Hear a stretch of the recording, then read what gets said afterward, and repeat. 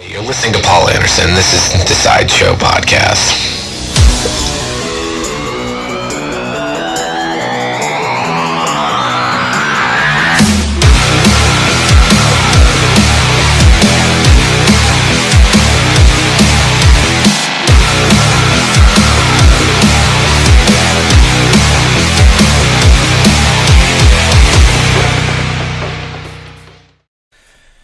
Hey everybody, and welcome to this week's episode of the Sideshow PC. I am your host, Paul Anderson. And so this week I am in a fantastic mood. It was great weather. I have an awesome guest that I talked to. His name's Shane Henderson. He's from the band Valencia and Promise of Redemption. Valencia was one of my top bands I liked, and I loved listening to their records, and it was great. It was great talking with Shane because he was. It was great for him to first of all even do the interview. I know I don't know. It's hard to wrap my head around it. It's doing the show. This is I don't know. I'm losing count. I stopped writing down the episodes on the top because I don't want to keep a track of how many I keep doing, but we're getting into the 20s and it's crazy. So having somebody like Shane on the show is fantastic, and having all the listenership and people listening, it's very appreciated. So I thank you. And definitely don't forget to subscribe and all that. It really means a lot to me that I have people listening to the show, checking it out, and supporting it, because everything I do for the show is just out of my own free time, and getting to talk with a lot of these artists. And I'm talking in their free time, so it's great. And I know some people are busy and they're always hard at work, and talking to me on my show, it means a lot. So I definitely am appreciative of it, and I can't wait. And they definitely get my support. So, but yeah, like normal. It was a great day, great week of weather. And I know summer's starting to wrap up. Kids are going back to school and all that type of stuff. So, enjoy it while you can, and definitely spend it with people that you love. But so definitely don't want to keep fucking rambling. But I know you're all here to listen to this episode of the Sideshow PC with Shane Henderson from Valencia. I hope you all enjoy, and definitely check them out, and definitely continue supporting bands. All right, enough rambling. Here's my conversation, like I said, with Shane Henderson from Valencia. All right, later. There's something strange going on in my head. It says if I were to get in a car right now, North Carolina's where I would end, and to your doorstep I would be bound to whisper the words that I've always wanted to say, and watch as the sun rips this blue sky away. 'Cause the colors are always changing, so stare up at the clouds, and at least you're always looking up. So Casey, can you remember sitting by my side on the bank of the Delaware River, talking about life?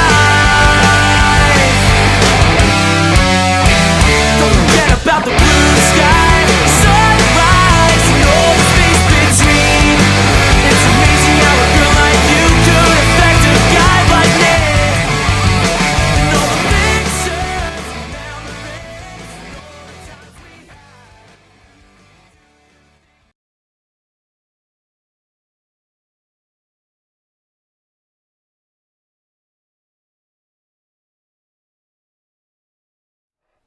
Hello? Hello? Hey, what's up, man? How you doing? Hey, how's it going? I'm not bad, dude. I appreciate it. How you doing? Good. Busy day? 1 second. She can come. Fine. Sorry, dogs. Oh, it's all good, dude. Busy day, though? Yeah. Just working away. Fucking crazy, man. Yeah. It's great to talk with you. I know you have you've been doing a lot with Valencia for some time now, and I know you guys kind of split up. Did you guys split up, or are you guys kind of just kind of doing your own thing for now? We never really called it anything. I mean, I think we were just some other opportunities came our way, and we just kind of went with it. But that's not to say that we wouldn't ever do anything in the future. So yeah, I guess hiatus. I don't know. It's awesome because I mean, you guys came back around Christmas time and you put on 2 shows, one in Philly and one in New York, and both were packed from all the photos and everything that I've kind of seen through social media. It's insane, like that. You guys can kind of step away for a little bit, and that following is just always there. I mean, especially in Philly. Yeah, it's I mean, it's humbling to think that that many people want to come watch our band play. It's really awesome. So, we felt that love for sure, I think, and it really was exciting, to see how, you spend your life working towards one goal, and like you come back after a little break and all these people still care. It's pretty cool. And I guess like one of my favorite things about Valencia that I've always really appreciated is that like you guys are kind of like in the mix of kind of being part of like you're kind of like this part of the staple of the genre, in my opinion. Like you guys are right up there, and you guys came out swinging hard, especially when you put out this could be a possibility, and you guys hit hard with a ton of good songs. I mean, I've been listening to the records for a long time, and I picked them back up recently, and it's amazing like how those songs still stick out. And that record turned 10 like 2 years ago. So now you guys are that record's 12 years old. Yeah, it's crazy how time flies. Yeah, it's pretty insane that that's 12 years ago. And so yeah, I mean, I definitely want to back it up a little bit. I mean, I'd love to talk about really like what got you into music from the beginning. Honestly, I mean, I think it was just like in me. I don't know. It's hard to explain. Like, I started playing instruments at a super young age. Well, normal age for everyone else, but like just trying different instruments as I grew up through elementary school and stuff like that, and it just got me super into music. And then I picked up the drums first, actually, but I'm not that great a drummer, so so I quickly found the guitar, and then it just took off from there, and started writing songs, and like just did the whole arc of somebody who wants to be in the music industry, I guess. And it was really cool. I don't know, I just kind of followed a passion and put a lot of work into it, and had quite a bit of luck with it. And it just, I'm grateful for the last however many years. I don't know, 15. Jesus. Now before Valencia, 15, yeah. I mean, before Valencia now, you guys were you involved with other bands in projects, I guess, throughout those years before Valencia? Yeah, totally. I had a bunch of different bands throughout high school that, fun different, like, little punk bands. Yeah, I was in, I think, like 4 bands at once in one time in high school. Holy crap. Just like, I just loved playing music, and, it was at a time where you could do something like that. It was, I mean, they were local bands, and a few of them we were trying really hard to, like, push, which was cool, and we still do some music with them, actually. The band is called Attracted to Miss. Mm. But yeah, those are 2 of like my best friends, so we still play music, and yeah, I love it. It's great. It was a fun project. We did some songs a while back that I think are on Spotify. Oh, no shit. That's awesome. So it's cool. It's fun, more on the punk side of things. But yeah. Is that where you kind of found yourself more attracted in the beginning, like through punk music? Yeah, I kind of grew up on that. No effects. Bad Religion. Yeah. The staples The staple. of that generation. Um, but yeah, definitely all the Fat Records bands and Epitaph.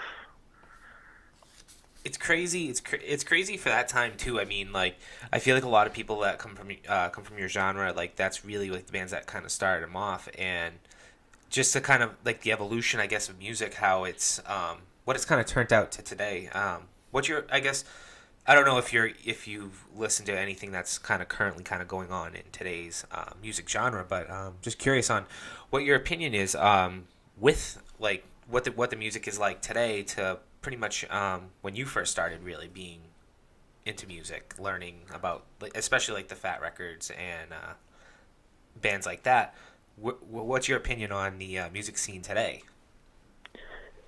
Um, I mean, I'm not super up to date with like a lot of what's going on popularity wise, but I've tried to like stay in touch with it and at least listen to the bands that are coming out. I think there's some really, really awesome bands that are, paving their own way, just like every band that we're talking about did, Yeah. The Story So Far being one of them. Yeah. That band is amazing. So there's so many others. Can't Swim.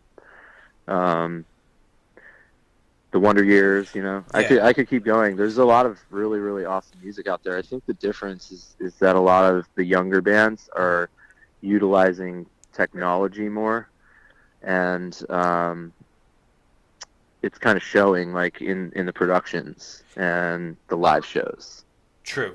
I feel like I agree with you on that. I think that bands nowadays, I mean, when you first started playing music, I mean, it was early 2000s, and you couldn't really put a home studio together like you could today.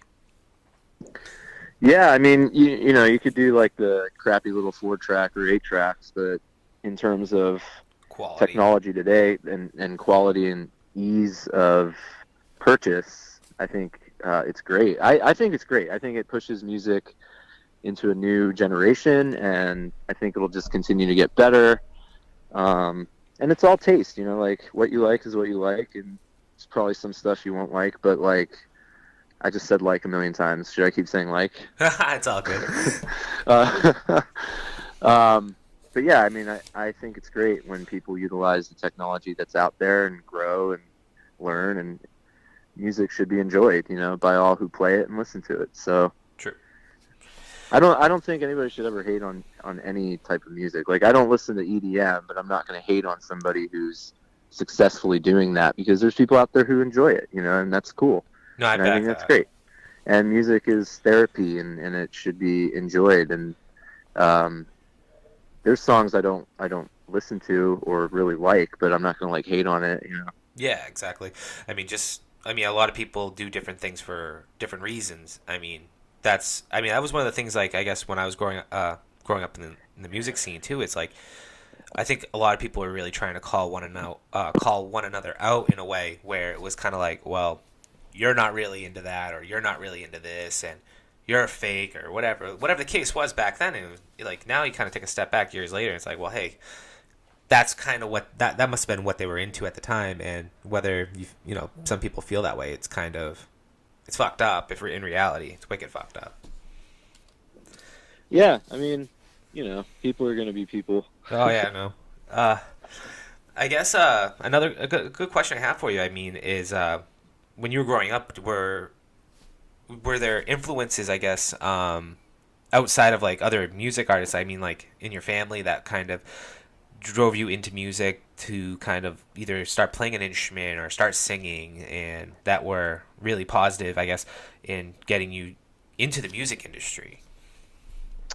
Well, definitely my mom. My mom was super awesome. Well, both my parents were super awesome about like letting me try musical instruments and trying to learn. And now that I'm older and recognize what money is, Yeah.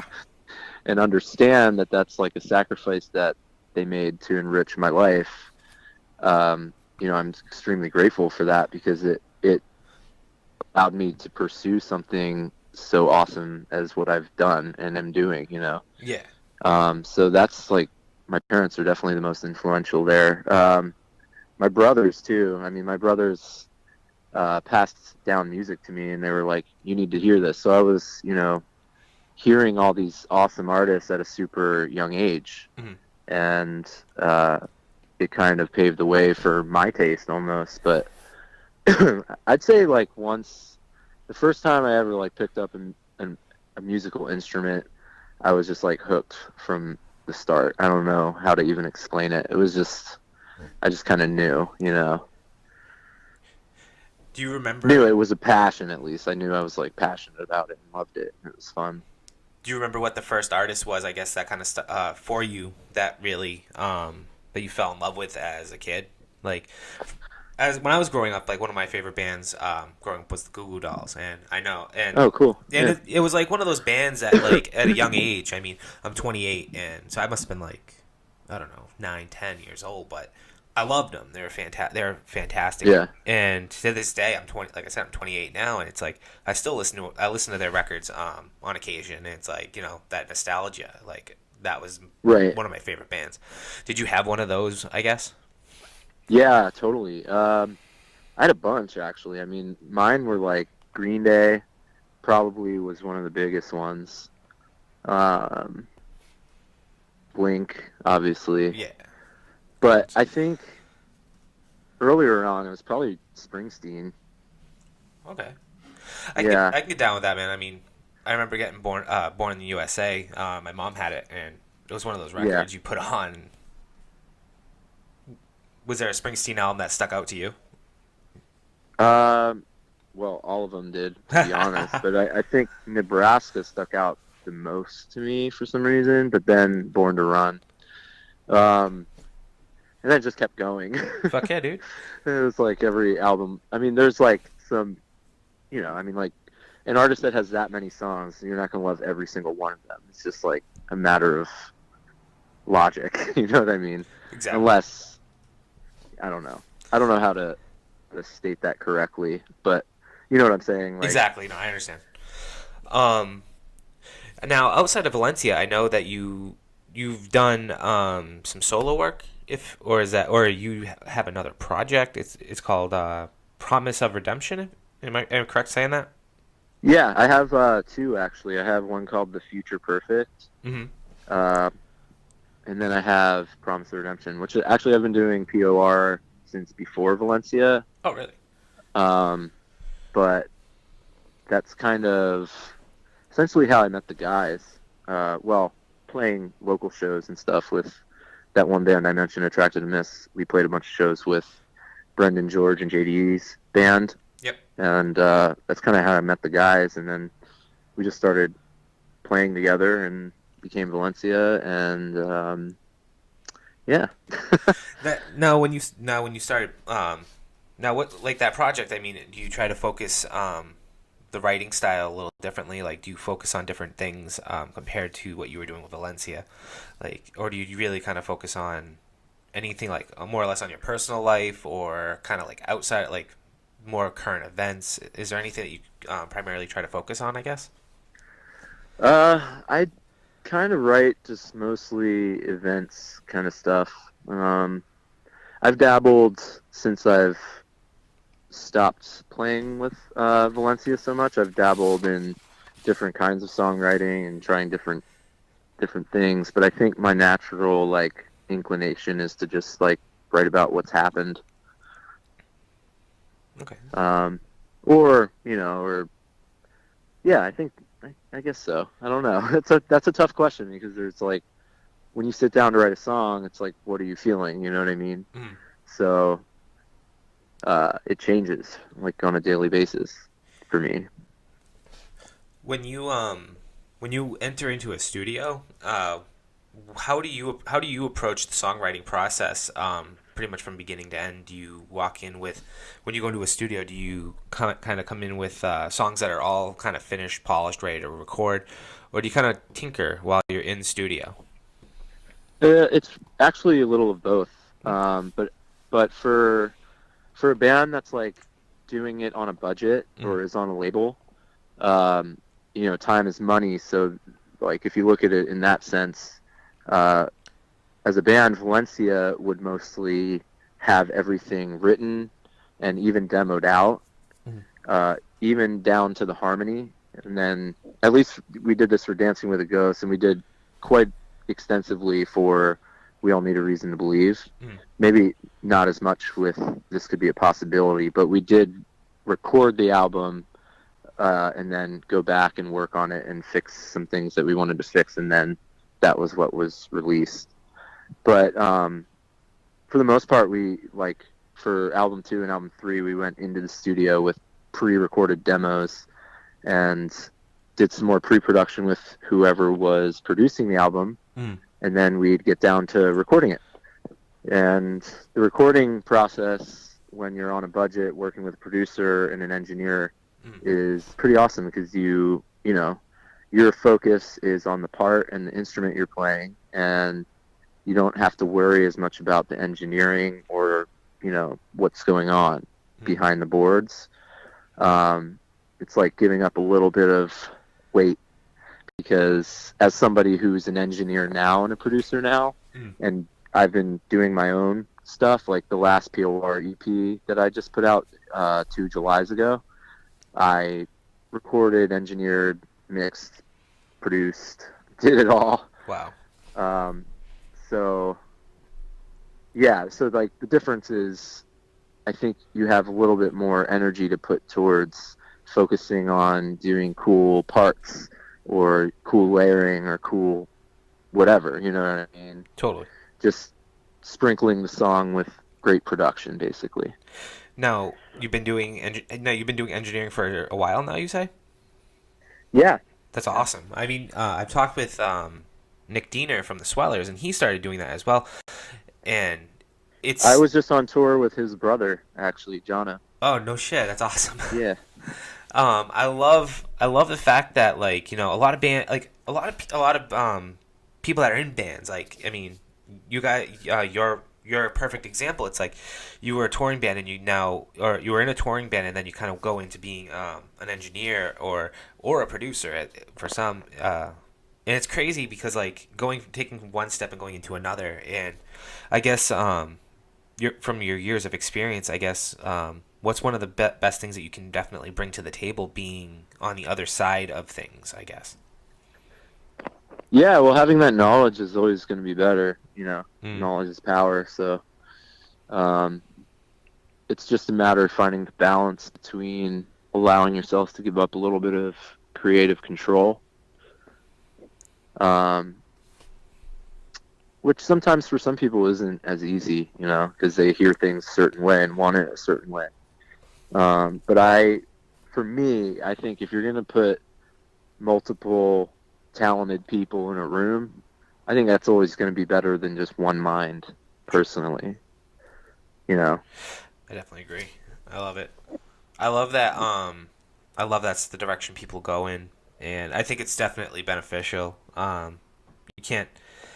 I guess when you're being an engineer and kind of doing the work that you do, has there ever been an artist that kind of stuck out that as you work with them or kind of get to know them, and it's like, I definitely see you going somewhere. Has there ever been an artist that, in your opinion, that kind of sticks out in that? Oh, totally, yeah. A while back, I was engineering for a publishing company in New York City. I was their, like, in-house engineer. Yeah. So I saw a bunch of different artists that would roll through, and I met a bunch of different people that I could foresee going there, That's crazy. Is there anybody that you can name drop? I mean, I'm definitely interested. Is there anybody out there worth checking out, especially where you have listeners?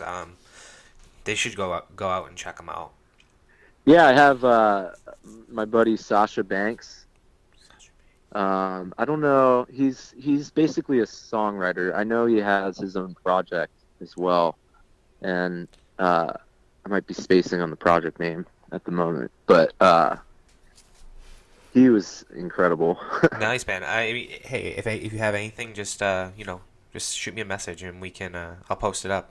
So just Cool. just Yeah. to fill that blank, I know it's For good. sure. We worked together on a bunch of different songs. Actually, do you remember that artist Estelle? Estelle. She sang "American Boy" by Kanye West. I think so. Yeah. Well, I guess "American Boy" was her song, but Kanye West was on it. Okay, yeah. She came in and did an EP with us, and we had a couple songs that we did together on it. That's nuts. Which was cool. It's fun to work with an artist like that, you know. Are you living no? Is when you were doing work like this, were you living in Philly or were you outside of Philly? I was in New York. New York. when I was Okay. doing- Okay. Yeah. That's awesome. I guess do you find most artists that you work with when they're getting their funding from a record label, like, do you think? Actually, no. This is actually a better question, I guess. When you're working with an artist that's either that's been on a major or an indie, I guess, do you see the differences, or is it like, is it better, I guess, to be on a major or an indie? I mean, Well, the difference is just financials, basically. I think an indie can still give you what a major can. It's just a matter of cutting corners in certain places where you might not have to with a major label budget. Okay. But as time has gone on, actually major labels have not been able to put up the upfront money for those big budgets anymore, because albums aren't really selling as much. So it's like they tend to back their like gigantic artists, Mhm. and that's kind of where the money tends to go. But I could be wrong too. You know, it's been a minute since I've been in a band on a major label, but It's all good. yeah. I love it. It's such a good experience talking with you about this type of stuff, because I know when you were playing with Valencia, I guess, has there ever been any kind of moment in the band while you played together that kind of stuck out, that was like one of your favorites, I guess? Yeah, I mean, I have a few Share for away, obvious reasons. Yeah, I have. I think one of my first ones was the first time we ever sold out a room in Philly. Mhm. That was pretty incredible. I think actually right after that we did our first show in Japan. We played this festival called Fuji Rock Festival. Okay. And that was our first time ever on a gigantic stage like that, like in front of that many people, like thousands of people. That is like ingrained in my memory. Like if I close my eyes to like think about it, it's like right there. It's picture perfect. Which is pretty cool. I love that thought. And I think opening for Blink-182 is probably one of my favorites. That's crazy. We did like a couple amphitheater shows with them in front of like 13,000 people, and it was just, you know, That's fucking crazy. the stuff you dream of as a kid trying to play in music, you know. That's fucking nuts. Now, what was it? Was it just like Blink-182 and you guys, or were there other people on that bill? Well, we opened, and then the amphitheater shows, I think it was us, Asher Roth, and then them. Oh, no shit. Okay. But on the Vegas show we did, it was us, Motion City Soundtrack, and then them. Oh man. So that was cool, because we had done a Motion City tour. Maybe we did it afterwards. I can't remember. I don't remember what year that was. We did the Say Anything Motion City Soundtrack tour with Saves the Day. Holy shit. That was another one of my all-time favorite tours ever. I mean, that was great. That's wait. It was you guys, Say Anything, Saves the Day, in Motion City. Well, it was a co-headliner with Say Anything in Motion City Soundtrack, and then the main support band was Saves the Day, and then we opened.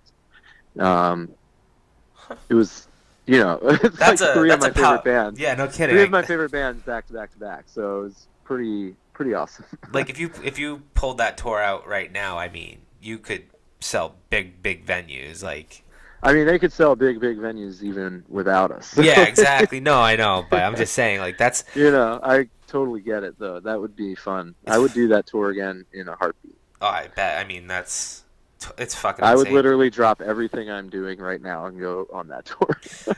Top 10 for sure. I mean, I wish I was old. What year do you think that was? Oh man, that 2010, Really? How the fuck did I maybe miss 11, that? Oh, maybe 8. I don't know. Wow. I honestly can't remember. Nah, it's all good. I mean, I haven't thought about it in a while, so. that's definitely one of your favorite tours that stick out. Is there another one that you have that kind of is a stick out moment? I mean, every tour we did was fun. There's not one bad thing I have to say about any band that we toured with. It's I think we got lucky as a band to be able to meet such amazing other artists. Yeah. It was great. I mean, the Ann Arbor co-headliner we did was a lot of fun. Shout out to those guys because they're awesome. Oh yeah.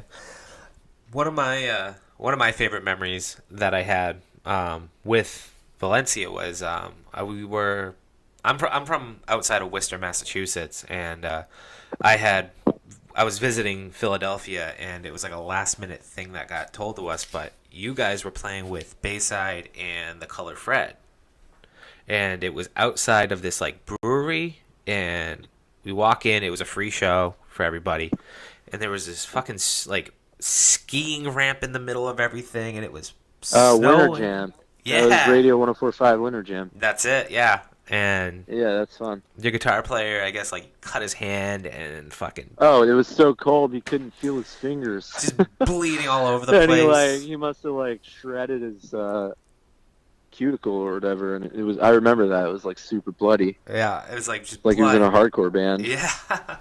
I'm sitting there. I remember I was visiting Philly, and it just so happened that you guys were playing with Bayside out there, and Bayside just happens to be one of my favorite bands of all time. So it's like shit, and it was like my first time getting to see you guys play. So we toured with Bayside a lot. Oh, and yeah. They are literally like my favorite people in the entire world. Super amazing, just incredibly talented, and some of the nicest guys like in the world. Oh, yeah. And I love them so much. They sincerely helped us so much. They took us on multiple tours. I mean, I even was able to open for Anthony playing acoustic a bunch of times, So shout out to them too, because I think they're actually going on tour. They're doing the 10th anniversary tour. Yep. Of what album is that? Walking Wounded. Walking Wounded. That's right. Yeah. So yeah, everyone should go see that. Hell yeah, dude. I mean, I've been. I would love to do a Bayside tour too. You know what? Put me on a Bayside tour. I'll do it right now. I'll drop everything. Fucking open up. Hell. I mean, I definitely been trying to work on getting at least one of the members, if they're not busy, some downtime, get them on the show, because, when you have your favorite band, you get to meet them or talk to them and all that. You know how it goes.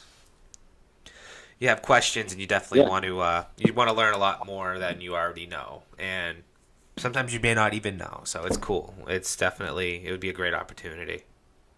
Yeah. Just saying, definitely. throwing it out there if they're ever hearing it, listening. But yeah, man, it's such a great opportunity to talk with you, and I appreciate your time. I know it's been a busy day for all of us. Thanks for having me. I appreciate it. Dude, it's awesome. I have one more question. I have a couple more questions. I don't want to take too much more of your time. I love playing this game with the guests that are on the show, and it's called Desert Island. You are on a desert island, and you have to bring one album with you. What's that album? Oh man. Wow, that's so hard. I love them all. I think I'd have to go with something sort of beachy, right? Yeah. Something kind of reggae-ish. You know what? This is probably a weird answer because it's not like they're like one of my all-time favorite bands. Well, I guess they would be. I love them. But I'm maybe. Well, here's the thing. Tom Petty's greatest hits. Hey, that's a great cheat album, man. I'll go with it. Or Sublime. Ooh. 40 ounces to freedom. Or no, not 40 ounces. Sublime. What is that? Self-titled. I think it is. Yeah. Because that album you can just put on loop and it doesn't matter. It's just like you feel like you're on vacation. There you go. In California. That's fucking legit, dude. I'll take it. So, Sublime final answer? I guess so, yeah. All or right. White Crosses. Can I take 5 records? Fuck it, dude. You can take as many records as you want. I love hearing what people really get into, and what definitely gets them into being in bands. Well, in that case, I would take Hot Water Music, Caution. All right. Against Me, White Crosses. Bruce Springsteen's probably Bruce Springsteen's Born to Run. Okay. The Tom Petty Greatest Hits, and then the Sublime. There you go. Boom. That's I'm fun. bringing 5 records. Fuck it. You're on vacation. Because fuck it, it's hypothetical. I love it. Dude, I love playing music at the end of my shows, and I mean, you can play as many songs as you want for all I care. I definitely love helping people out and playing when they played music. Or what were some of you? I guess what would you like to be played at the end of the show? Play a POR song if you can. Absolutely, Play dude. Disaster. Disaster? Yeah. All right, fuck yeah, dude. I can do that. And is there a Valencia song you'd like to revisit? Yeah, sure. Play Losing Sleep. Losing Sleep? Yep. All right, Losing Sleep. And Disaster. Destroy, you said? Disaster. Disaster. Okay, I'm gonna just write that down. Make sure I don't fuck it up. Yeah, dude, it's so good. It was great to have you on the show. I love playing music from people, and yeah, I'd love to do this again. I mean, especially if you guys are thinking about doing something else and you want to pitch it, dude. Fucking come back on the show. I definitely want to hear what got it. What's up? Awesome, man. Thanks. You're always welcome on the sideshow PC, man. Cool. Thanks. Send me the link. Yeah, dude, I'll hook it all up. I mean, I'm probably gonna be editing and getting everything together, so I'm hoping I'll have this posted up for tomorrow. So we should be all good. Awesome, man. Thank you. All right, brother. Thank you so much. All right. Yeah, no worries. I'll talk to you. I'll talk to you later. Bye. Bye. All right, everybody. That was Shane Henderson from Valencia and Promise of Redemption. And you're listening to the Sideshow PC. And until next week, see ya.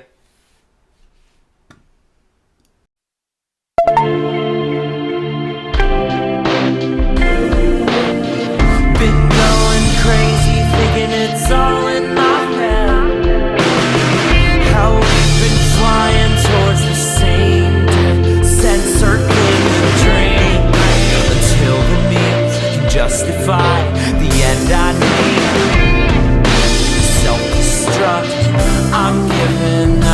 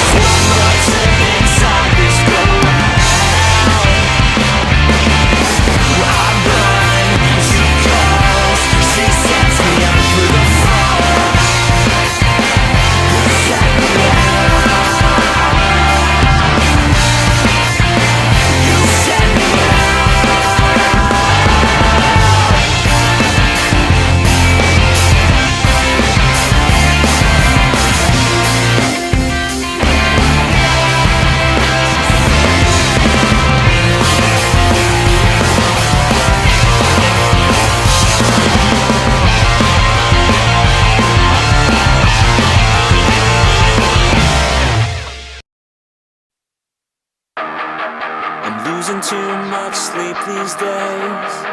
Some say that my life ain't safe. I guess I'm trying to find the words to say.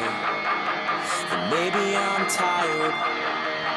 Been drinking way too much these days.